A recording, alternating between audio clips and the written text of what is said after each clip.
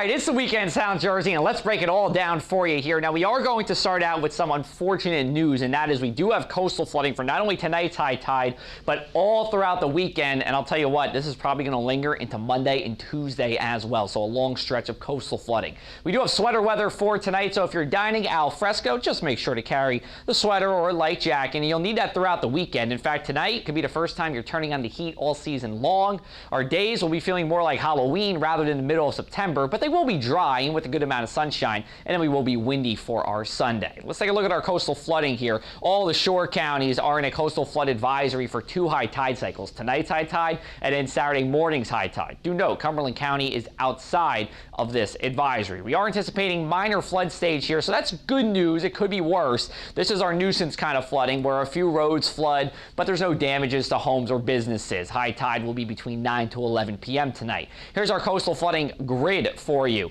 Long Beach Island and Cape May all look to be in minor flood stage for the next 4 and more than likely 5 high tide cycles. The Delaware Bay will actually have less flooding, and the reason for this is we have this northeasterly wind that will be blowing throughout the weekend, so it doesn't necessarily funnel into the Delaware Bay, but it does help keep from water getting out of the Delaware Bay. Now, for today, you did need an umbrella early, otherwise jeans and some kind of t-shirt or maybe polo shirt would do. For tonight, you're going to want that layer, as we were saying. Then for Saturday, break out the sunglasses, and then the sunshine should be good enough for jeans and some kind of t-shirt. But then Sunday, just because of the winds that we're going to see, probably going to want that sweater on again. Temperatures will be below average all throughout the weekend, and especially on Sunday, where we're going to be 11 degrees below average at Atlantic City International Airport. For this evening, temperatures will slide down through the 60s and into the 50s pretty quickly for the mainland spots. We have a mainly clear sky that will eventually turn clear on that northeasterly wind. It is our last 7 p.m. sunset, and it is a sign of things to come. Atlantic City had theirs yesterday.